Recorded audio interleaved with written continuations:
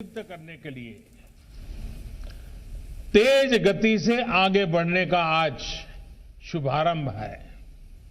आज गरीबों के लिए, मध्यम वर्ग के लिए, घर बनाने के लिए नई टेक्नोलॉजी देश को मिल रही है। तकनीकी भाषा में आप इसे लाइट हाउस प्रोजेक्ट कहते हैं।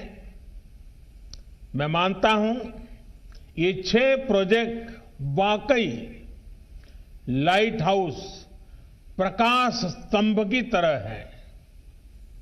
ये 6 लाइट हाउस प्रोजेक्ट देश में हाउसिंग कंस्ट्रक्शन को नई दिशा दिखाएंगे। देश के पूर्व, पश्चिम, उत्तर, दक्षिण हर क्षेत्र से राज्यों का इस अभियान में जुटना कोऑपरेटिव फेडरलिज्म की हमारी भावना को और मजबूत कर रहा है। साथियों, ये लाइट हाउस प्रोजेक्ट अब देश के काम करने के तौर तरीकों का भी एक उत्तम उदाहरण है। हमें इसके पीछे जो बड़े विजन को भी समझना होगा। एक समय में आवास योजनाएं केंद्र सरकारों की प्राथमिकता में उतनी नहीं थी जितनी होनी चाहिए। सरकार घर निर्माण की बारीकियों और क्वालिटी पर नहीं जाती थी, लेकिन हमें पता है बिना काम के विस्तार में ये जो बदलाव किए गए हैं, अगर ये बदलाव न होते कितना कठिन होता। आज देश ने एक अलग अप्रोच चुनी है, एक अलग मार्ग अपनाया है। साथियों, हमारे यहां ऐसी कई चीजें हैं जो प्रक्रिया में बदलाव किए बिना ऐसे ही निरंतर चलती जाती है, चलता है, होने दो। हाउसिंग से जुड़ा मामला भी बिल्कुल ऐसा ही रहा है। हमने इसको बदलने की ठानी। हमारे देश को बेहतर टेक्नोलॉजी क्यों नहीं मिलनी चाहिए? हमारे गरीब को लंबे समय तक ठीक रहने वाले घर क्यों नहीं मिलने चाहिए?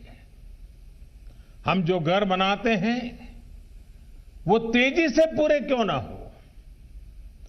सरकार के मंत्रालयों के लिए ये जरूरी है कि वो बड़े और सुस्त स्ट्रक्चर जैसे ना हो, बल्कि स्टार्टअप की तरह चुस्त भी हो और दुरुस्त भी होने चाहिए।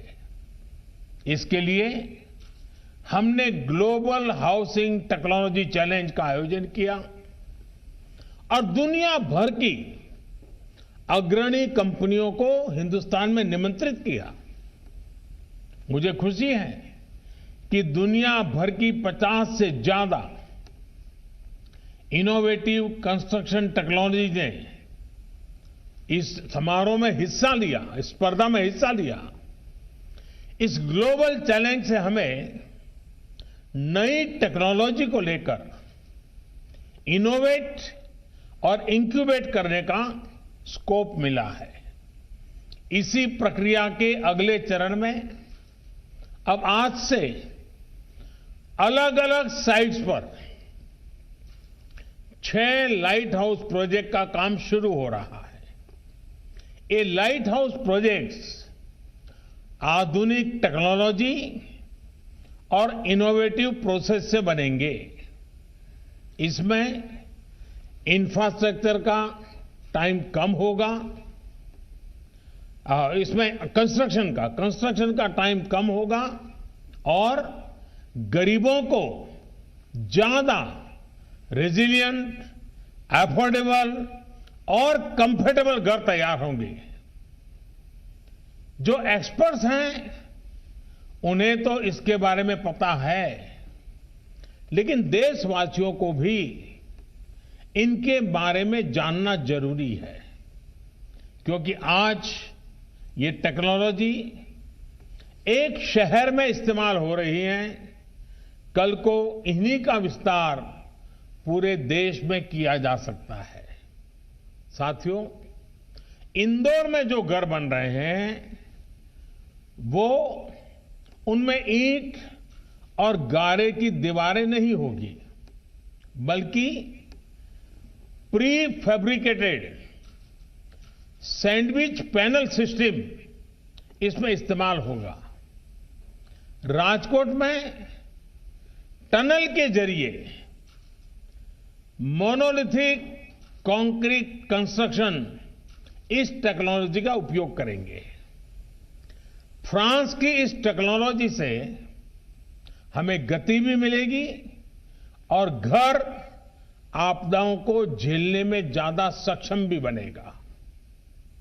चेन्नई में अमेरिका और फिनलैंड की प्री कास्ट कंक्रीट सिस्टम का उपयोग करेंगे, जिससे घर तेजी से भी बनेगा और सस्ता भी होगा।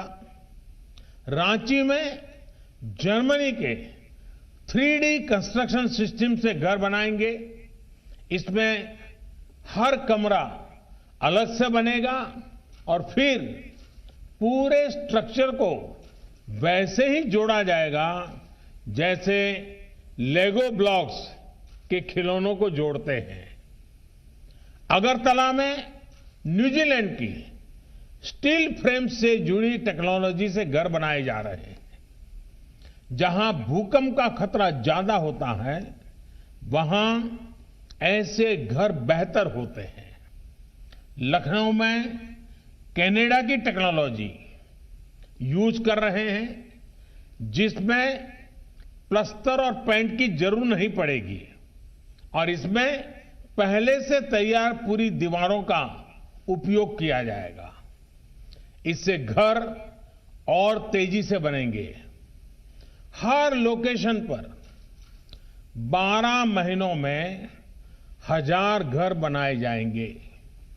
एक साल में 1000 घर। इसका मतलब यह हुआ कि प्रतिदिन 2.5 से 3 घर बनाने की एवरेज आएगी। एक महीने में करीब करीब 90-100 मकान बनेंगे और साल भर में 1000 मकान बनाने का लक्ष्य है। अगली 26 जनवरी के पहले इस काम में ये सफलता पाने का इरादा है। साथियों, ये प्रोजेक्ट एक प्रकार से इंक्यूबेशन सेंटर्स ही होंगे, जिससे हमारे प्लानर्स, आर्किटेक्ट्स, इंजीनियर्स और स्टूडेंट्स सीख पाएंगे और नई टेक्नोलॉजी एक्सपेरिमेंट कर पाएंगे। मैं देश भर की इस प्रकार की सभी यूनिवर्सिटी से आग्रह करता हूं, सभी इंजीनियरिंग कॉलेज से आग्रह करता हूं कि इस फील्ड में जुड़े हुए आपके प्रोफेसर्स, आपकी फैकल्टी, आपके स्टूडेंट्स 10-10, 15-15 के ग्रुप बनाएं। एक वीक के लिए इन 6 साइट पर रहने के लिए चले जाएं, पूरी तरह उसका अध्ययन करें, वहां की सरकारें भी उनको मदद करें और एक प्रकार से देश भर की हमारी यूनिवर्सिटी के लोग ये जो पायलट प्रोजेक्ट हो रहे हैं, एक प्रकार से इंक्यूबेटर्स हो रहे हैं, वहां जाकर के टेक्नोलॉजी, और मैं ये चाहूंगा कि हमें आंख बंद करके किसी टेक्नोलॉजी को अडॉप्ट करने की जरूरत नहीं है। हम देखें और फिर हमारे देश की जरूरत के हिसाब से, हमारे देश के संसाधनों के हिसाब से, हमारे देश की रिक्वायरमेंट के हिसाब से हम इस टेक्नोलॉजी का शेप बदल सकते हैं क्या, उसकी एक्टिविटी बदल सकते हैं क्या, उसके परफॉर्मेंस लेवल को बदल सकते हैं क्या। मैं पक्का मानता हूं हमारे देश के नौजवान ये देखेंगे, उसमें जरूर वैल्यू एडिशन करेंगे, कुछ नयापन जोड़ेंगे और सचमुच में देश एक नई दिशा में तेज गति से आगे बढ़ेगा। इसी के साथ साथ घर बनाने से जुड़े लोगों को नई टेक्नोलॉजी से जुड़ी स्किल अपग्रेड करने के लिए सर्टिफिकेट कोर्स भी शुरू किया जा रहा है। ये बहुत बड़ा काम है।